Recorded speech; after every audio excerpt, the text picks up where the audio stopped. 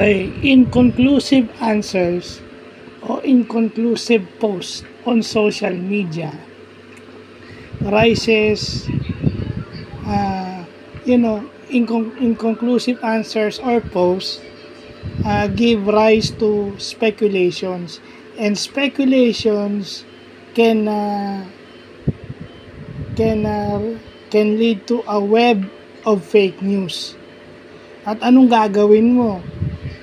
Dahil tinatag ka na, okay? Ang worst dyan is tinatag ka na ng maraming tao, nililimit mo yung nililimit mo yung CS mo o yung comment section mo. And then after that, pag naging worse, i-deactivate mo yung account mo. Kasi huwag kayong magbibigay ng inconclusive answers. Pwede kayong magbigay ng answers yung ano naman. Sige, fine. Gusto nyo maging private, that is why inconclusive, medyo hindi detailed yung sagot nyo. It's your right, tama naman, keep your privacy dahil sa inyo yan eh. Pero sana, wag naman sanang mag-raise ng spekulasyon at fake news. Kasi ano yan eh, pag nag-raise kayo ng fake news, ganyan ang mangyayari. Although sasabihin nyo na hindi kayo dapat magsalita kasi wala naman kayong hindi ganun yun.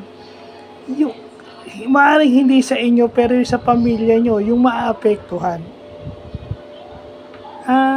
Kasi pag inconclusive yung mga nyo, halimbawa politicians are also businessmen and vice versa. May mga politikong negosyante at may mga negosyanteng politiko. Diba? May mga nasa gobyerno na may negosyo. Diba? Meron yun. At meron ding mga politiko na may kakilalang negosyante. Dito sa Pilipinas pag sinabi mong I'm seeing a businessman, I'm seeing a humble businessman and not a politician, halimbawa. I'm seeing a businessman and not a politician. In the landscape of the Philippines, most businessmen are politicians and vice versa. Inconclusive yung answers mo kasi every position sa gobyerno, pag ikaw ay may katungkulan sa gobyerno, meron kang negosyo privately na ibang nagmamanage kasi nasa gobyerno ka. Pinamamanage mo sa asawa mo, pinamamanage mo sa anak mo. Kahit sabihin mong si PBBM, sila First Lady Lisa Araneta Marcos, meron silang family business. Pero hindi sila humahawak dahil nasa gobyerno sila. Diba? Kanya ng landscape dito sa Pilipinas, so inconclusive yung answers mo. Kasi posibleng yung dinedate mo, kung babae ka, pwedeng yung dinedate mo isa businessman, mayamang businessman, and politician, whether local or national. Kasi alangan naman sabihin mo na seeing someone, di mas lalo na. Di ba? Inconclusive kasi yung answers nyo. So, inconclusive answers and posts give rise to speculation and fake news.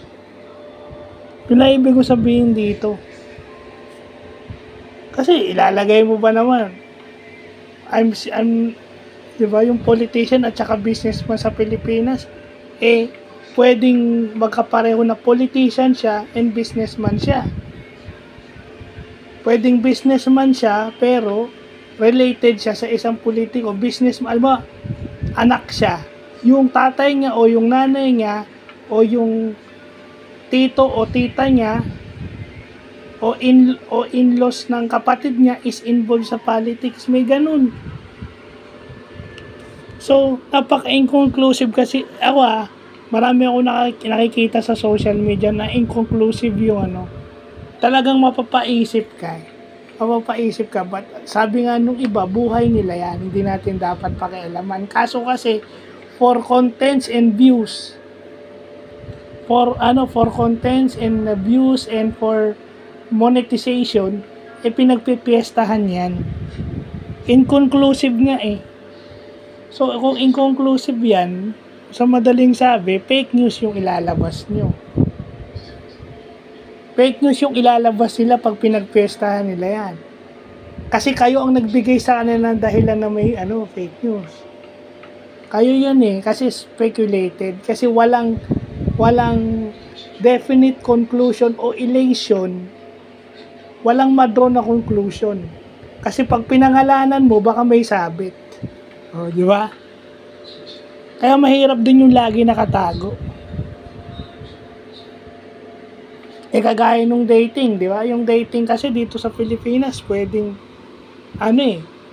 magjowa na rin eh. Iba naman yung definition kasi ng dating, iba sa Pilipinas at iba sa ibang bansa.